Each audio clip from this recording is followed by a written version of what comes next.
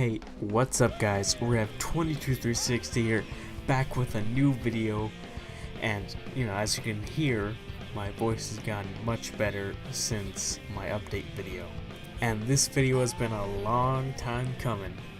Sorry I couldn't get to it sooner, but the Nintendo Switch streamed a few weeks ago, and what better choice than for a weird my thoughts on commentary hybrid video, Before we get off to the games, I just want to talk briefly about the console itself. One big thing that was missing from the presentation, at least for me, was that they didn't actually talk about a sleep mode function. You might think this is trivial and that the answer is obvious, but I'm pretty concerned about that. After all, the Nintendo Switch won't have that much battery life, so we have to at least know if it will be able to kind of conserve that battery life. Also, I am really disappointed that they decided to make players pay to play online, which is stupid because you already pay for the to actually have internet. You have to pay a bill each month, and if you want me to pay another bill just to actually use my internet, then what's the point? What's really the point at that point? I said point like 10 times in that sentence. Wow. If they're really going to do this, I at least expect some grade A online connectivity.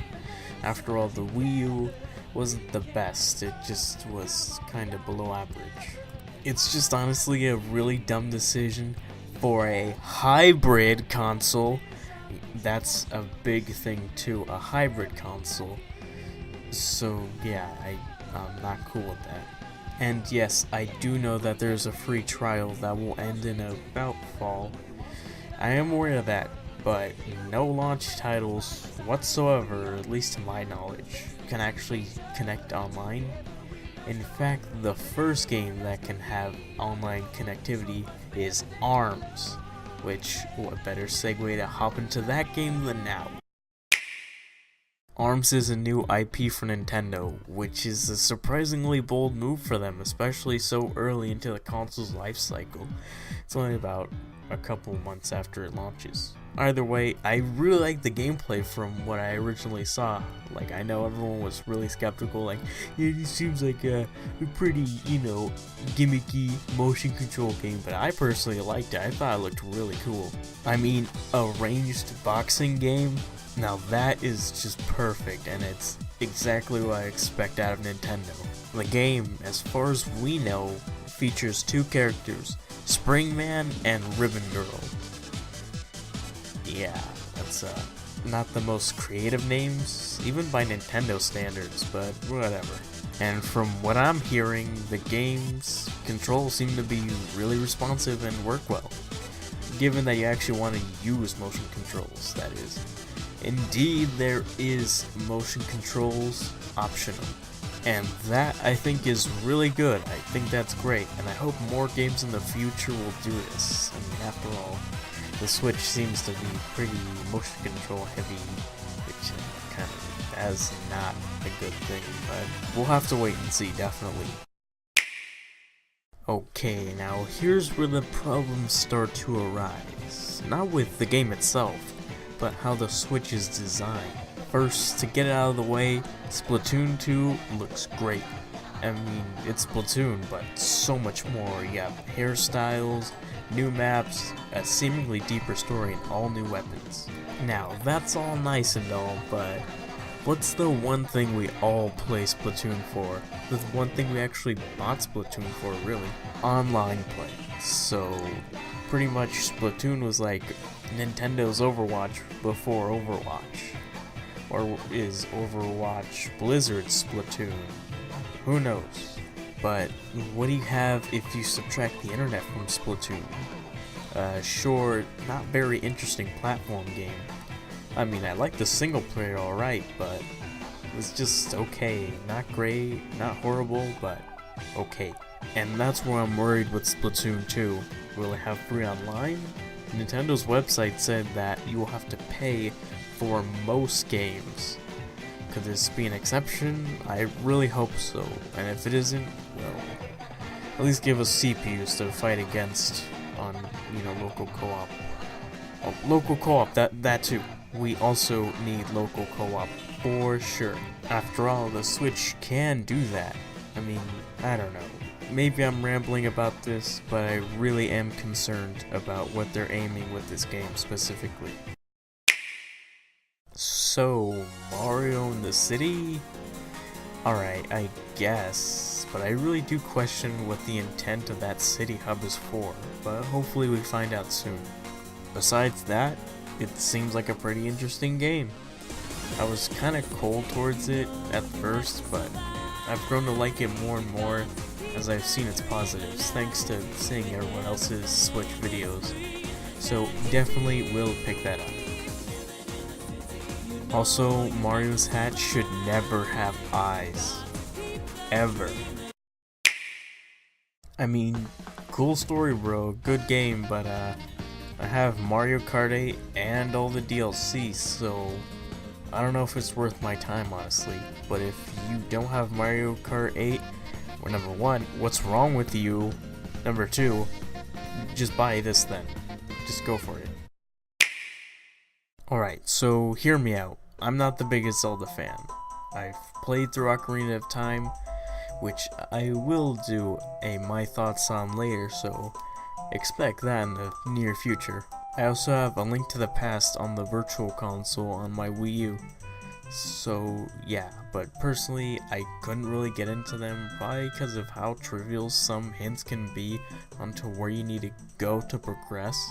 I don't know, maybe I'm just dumb. I probably am, but still. However, despite all that, Breath of the Wild looks phenomenal. I love it, really do. One big thing I just liked about Ocarina of Time was how it didn't take itself seriously enough.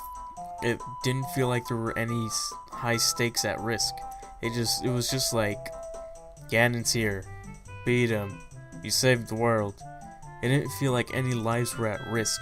But in the Breath of the Wild trailer, there was mass devastation, serious devastation. People are literally dying out here. The game was much more serious and dark, and I think it uses it to its advantage. I mean, we all know about the infamous gritty, edgy reboot movies, but they're bad because they just can't seem to actually utilize their edge, if you will, to their advantage. But this game definitely does. It does on so many levels. Now, you might be thinking, but Rev, you missed a game I thought you would be interested in. And to that, I say, well, I saved them for last, really. You see, about a week ago, Nintendo released a Direct all about Fire Emblem, which I am really surprised that they did that. Apparently that now there's 4 Fire Emblem titles being developed, they can actually make this. And I will talk about 3 of those games right now with your host, Rev22360. Alright, let's go. Fire Emblem Echoes, according to some people, is a remake of the NES oldie, Fire Emblem Gaiden, which is the black sheep of all of the games. And, well, I am pretty intrigued by it. I feel like they're taking another crack at the dungeon crawler kind of thing they were going for originally, and it looks pretty fun, I won't lie. I might just pick it up. Maybe though, not too enthusiastic about it. Fire Emblem Warriors. You know a game is questionable when they use Chrom to tease it. Of all the thousands of characters they used Chrom, I really don't know about this game. I mean, maybe it'll be good. I'm not really a Dynasty Warriors kind of guy, but whatever. I mean, I'll have an open mind, but I probably won't pick it up, at least not on day one. And finally, Fire Emblem Heroes, one of the most generic games for a game ever. Oh my god.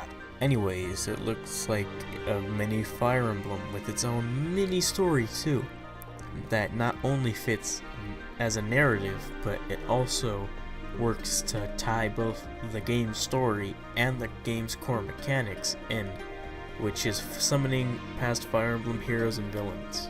In fact, they're hosting a poll, or at least the poll might have ended by the time this goes up. But anyways, it's for deciding which characters can reserve a spot in the game's roster. So, if you guys want to help me out, pick Anna, please. Either one, both. I don't care. Just do it. Help me, please. Just do it. Just a simple suggestion. Pick whoever you like. I suggest you pick Anna. And yeah, those were my thoughts on the Nintendo Switch and all of its games, plus the new Fire Emblem games that are coming out pretty soon. I hope you guys liked this video. Make sure to leave a like if you really liked it. And if you really like this and want to see much more, consider subscribing. And I'll see you guys later. Bye.